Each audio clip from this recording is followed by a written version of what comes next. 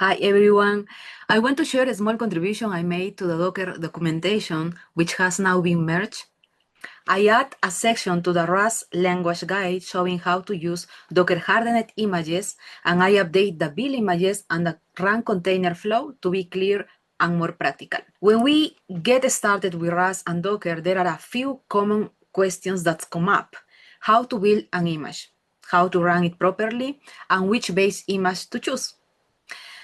If we go into the Docker docs documentation, we go into guides, we are going to find different programming languages. There are several sections to learn from it, but now we are going to go to Rust.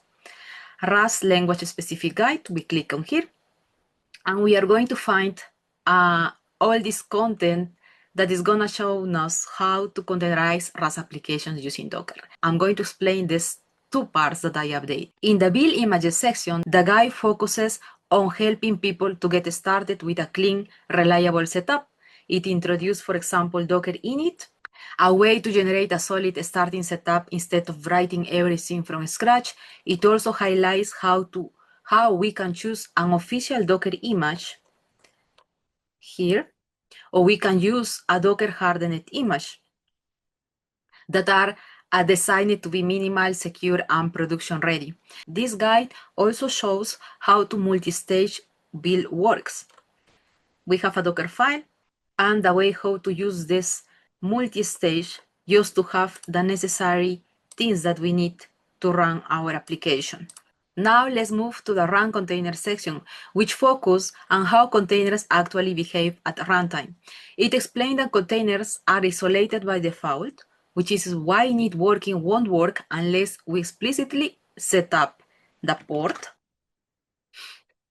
and the number of the port.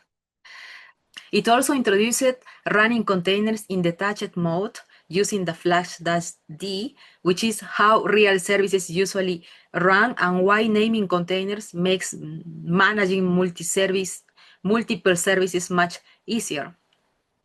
These are small details that I add, but I think they make a big difference when we are working with Docker every day. You can also explore how to run, how to develop your application, how to configure continuous integration, continuous delivery, and how to test your application. So the guide is already updated. Feel free to explore in docs.docker.com guides.